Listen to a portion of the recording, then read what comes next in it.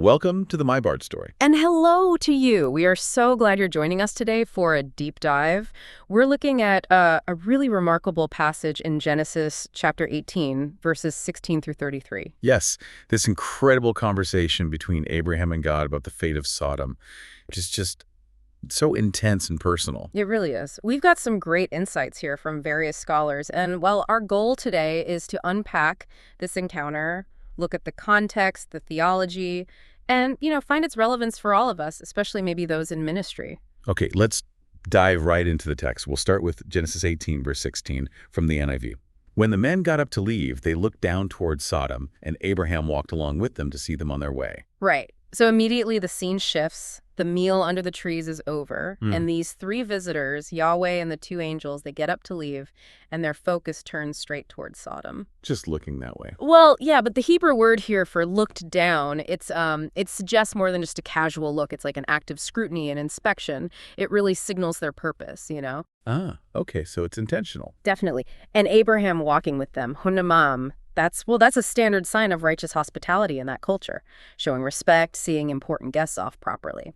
But that act of walking with them, it puts him right there at the crucial moment, doesn't it? Yeah. As the focus shifts from the promise to him towards judgment on Sodom. Exactly. It places him physically, relationally, right at the threshold of this divine mission. He's not just standing back, he's walking alongside them.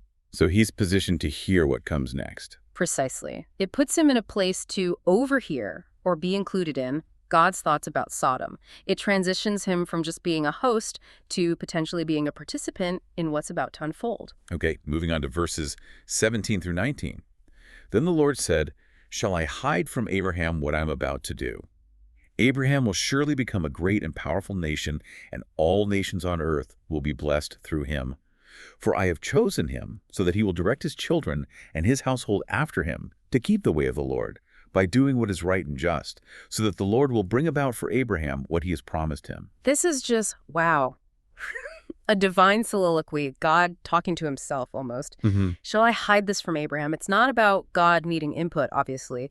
It highlights the incredible intimacy Abraham has with God. He's called God's friend elsewhere. Right.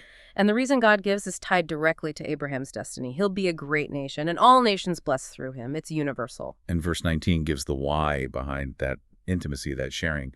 God says he chose Abraham, and you mentioned that word yada implies this deep, intimate knowing and selection. Yes. So that he would command his descendants to keep the way of the Lord. What exactly is that way, especially connected with doing right and just? That's key. The way of the Lord isn't just, vague morality. Scholars point out it's the covenant lifestyle itself. The pattern of living God expects from his people. The covenant way of life. Right, and teaching this is foundational for God's promises to even be fulfilled through Abraham. And right and just, aqua umishpat in Hebrew, that spells out what it looks like. It's ethical action, moral living, and crucially, justice in social dealings. So Abraham's role includes teaching this. Absolutely. He's like a proto-teacher here. Setting the pattern, so God revealing his plans about judgment, especially a judgment linked to injustice, as we'll see, it makes sense. Abraham needs to understand God's justice to teach it properly. That makes sense. Okay, verses 20 and 21. Then the Lord said, "The outcry against Sodom and Gomorrah is so great and their sins so grievous that I will go down and see if what they have done is as bad as the outcry that has reached me. If not, I will know." So now God spells out the problem. A great outcry, zakwa, against them, and grievous sin, very heavy sin. And that word outcry, you said it's significant. Very. In the Old Testament, zakwa often refers specifically to the cries of victims, people suffering injustice, oppression. Think of the Israelites enslaved in Egypt. Their cry went up to God. Wow. So this suggests Sodom's sin wasn't just, say, personal immorality, but something systemic, like oppression or injustice causing people to cry out. That's strongly implied, yes. It broadens the picture beyond what we might initially think. It connects God's judgment directly to the suffering of people within that society. God hears those cries. Okay, and then the part about God needing to go down and see. That sounds a bit strange, like God doesn't already know. Right. It's anthropomorphic language describing God in human terms. Scholars point out it's like an ancient Near Eastern picture of a just king. Investigating personally. Exactly. Before passing judgment. The point isn't that God lacks knowledge. He's omniscient. It's to emphasize the fairness, the thoroughness, the impartiality of his justice. Ah, I see. He's showing Abraham, and us, that judgment isn't rushed or arbitrary. It's based on a careful, verifiable look. That phrase, "if not, I will know," confirms the investigation will be accurate. God's justice is meticulous. Verse 22 then marks a clear shift. The men turned away and went toward Sodom, but Abraham remained standing before the Lord.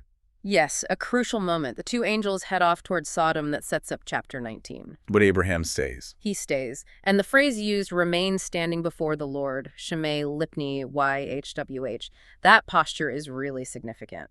It often depicts a servant waiting for orders or someone petitioning a king. Or an intercessor. Or an intercessor, exactly. Standing in God's presence to plead for others. It physically sets the stage for the incredible dialogue that's about to happen between Abraham and Yahweh, just the two of them now. And you mentioned a little scholarly note about a possible change in the text here. Yes, the Tikkun Sephirim, the corrections of the scribes. Some ancient traditions suggest that the original might have read, "The Lord remains standing before Abraham." Really? Why change it? Well, the thinking was perhaps out of reverence, Yeah. to avoid making it seem like God was waiting on a human. It's debated, of course. Okay. But the main point from the text, as we have it, is clear. Abraham deliberately puts himself in this position. He stands before God, ready to speak. Which leads us right into his bold plea, verses 23 through 25. Then Abraham approached him and said, "Will you sweep away the righteous with the wicked? What if there are 50 righteous people in the city? Will you really sweep it away and not spare the place for the sake of the 50 righteous people in it? Far be it from you to do such a thing, to kill the righteous with the wicked, treating the righteous and the wicked alike. Far be it from you. Shall not the judge of all the earth do right?" He approached Wega. It suggests drawing near purposefully, respectfully. And his opening question, wow, so direct. Will you destroy the righteous with the wicked? He's not denying Sodom is wicked. No, not at all. He's appealing directly to God's own character, his justice. Is it just for the innocent to suffer with the guilty? And he immediately jumps to a number, 50. 50 righteous. Would that be enough to make God spare the whole place? Yeah. To lift the judgment? Precisely. He's arguing for corporate salvation. The whole city saved because of a righteous remnant within it. Then verse 25 just ramps it up. Far be it from you. Twice. The lilaka. It's an expression of, utter abhorrence. God, this is unthinkable for you. And then the clincher. Shall not the judge of all the earth do right? Mishpah. He's appealing to God's own title, his own nature. Exactly. It's not challenging God's power, but appealing to his perfect justice. It's a profound statement of faith, really, trusting that God must act consistently with who he is. And God's response in verse 26. The Lord said, "If I find 50 righteous people in the city of Sodom, I will spare the entire place for their sake." Immediate agreement. No hesitation, no rebuke for Abraham's boldness. God validates the appeal. He affirms the principle. Yes. He confirms that 50 righteous would be enough to spare the whole city. This establishes that, yes, the righteous can have this preservative effect, and importantly, it opens the door. How so? Well, God's willingness to concede on 50 shows he's listening, he's open to Abraham's plea based on righteousness. It kind of invites Abraham to, keep talking. And that leads into this famous negotiation, verses 27 through 32. Abraham starts, "Then Abraham spoke up again. Now that I have been so bold as to speak to the Lord, though I am nothing but dust and ashes." And then he proceeds to lower the number down to 10, with God agreeing each time. I'll just summarize that part. Right before he continues, he frames it with such humility. Dust and ashes, Eper Weiher. It really highlights the contrast, doesn't it? His lowly status versus the audacity of this conversation with God Almighty. It shows he knows his place, even as he speaks boldly. Exactly. Then he starts lowering the number. 45 first, then down by tens, 40, 30, 20, down to 10. And each time, you can feel the tension. He asks God not to be angry. Please don't be angry, Lord. Yeah, he knows he's pushing. And that final plea for 10, "Oh, let not the Lord be angry, and I will speak just once more." And God just keeps agreeing. For the sake of 40, 30, 20, 10, I will not destroy it. It's incredible patience. It really is. It shows God's long suffering, his willingness to engage. It shows his deep mercy, the value he places on even a small righteous presence. He's not eager to judge. He seems willing to find any basis for mercy that Abraham presents. That's right. Abraham's persistence is key, yes. But it works because he's appealing to a God he knows is both just and merciful and willing to listen. God's repeated concessions show his gracious heart. Then finally, verse 33. When the Lord had finished speaking with Abraham, he left, and Abraham returned home. The conversation concludes. They've reached the bottom line, 10 righteous people. God departs, presumably letting the mission proceed via the 2 angels based on that final number. And Abraham goes home. He goes home. He's done all he could through intercession. It leaves us hanging, doesn't it? Everything now depends on finding those 10 righteous people in Sodom. It perfectly sets up chapter 19. It really does. Okay, let's step back from the verses now and dig into some of those deeper scholarly insights, the things that offer those aha moments. What really stood out to you from the notes about how experts view this whole interaction? Well, one thing that really broadens the picture is thinking about Abraham's motivation. Obviously, Lot is his nephew, so concern for him is likely there. Right. But scholars like Gordon Wenham suggest it might be bigger than that. Remember verse 18? God just reminded Abraham that through him all nations would be blessed. Right, his universal role. So Wenham suggests Abraham's prayer for Sodom, a wicked non-covenant city, might actually be an early glimpse of him living out that responsibility. A concern for other people's, even sinful ones, flowing from his covenant identity. Oh, that's fascinating. So it's not just about family, it's about his calling. How might that speak to us, maybe especially pastors or leaders who are called to care beyond just their own church walls? It's a huge challenge, isn't it? It pushes us away from being too inwardly focused. Abraham, the father of faith, is modeling this concern for broader societal welfare, for justice even among those outside the fold, all grounded in his relationship with God. It asks us, how does our faith drive us to care and pray for the Sodoms in our world? That's powerful. What else? Another really vital insight circles back to that word zakwa, the outcry from Sodom. The cry of victims. Exactly. Scholars like Naim Serner really emphasized this. It wasn't just a general complaint about sinfulness. It likely represented the specific cries of people being oppressed, treated unjustly within Sodom. So God's judgment wasn't abstract. It was a direct response to actual suffering caused by their actions. Yeah. How does that change things? It anchors God's judgment firmly in social justice. It makes it less about just punishing private vice and more about God responding to the violation of human dignity, the neglect of the poor, the oppression of the vulnerable, things Ezekiel later mentions too. Like the cry of the Israelites in Egypt. Precisely. God hears the oppressed.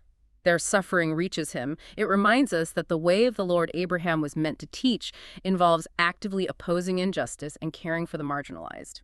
God's justice is deeply concerned with how people treat each other. Okay, here's one I found really thought-provoking from Kenneth Matthews. He suggests that even though Genesis 22 is the big test, this chapter, Genesis 18, also functions as the kind of subtle test and teaching moment for Abraham. Yes, that's a great point.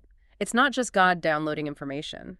By revealing his thoughts about Sodom, God is drawing Abraham in. He's prompting Abraham to engage with divine justice and mercy. So the dialogue itself shapes Abraham. Exactly. It forces him to wrestle with these huge questions. How does God's justice work? How does mercy fit in? Can the innocent be spared?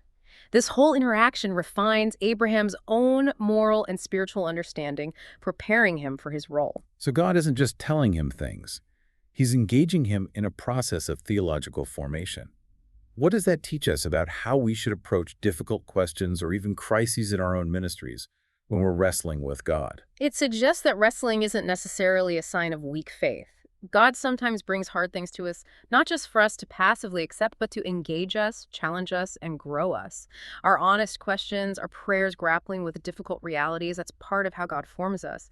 Abraham shows us God welcomes that kind of engagement, using it to shape us. It's about being formed by the conversation. That's really helpful. What other insights did you find? Well, there's the idea of covenantal pedagogy, which scholars like John Sailhamer explore. Looking back at verse 19, Abraham's job is to teach his children the way of the Lord by doing what is right and just. Covenantal pedagogy. Ugh. Sounds academic, but what does it mean practically? It means the way of the Lord isn't just general ethics, it's the specific covenant lifestyle. Teaching this, the values, the practices, the justice, is seen as the primary way God's promises will actually come about through Abraham's line. So Abraham is like the first teacher of this covenant way of life. In a sense, yes. A proto-teacher setting the pattern for Israel. It connects the instruction within his own family directly to God's big redemptive plan for the world.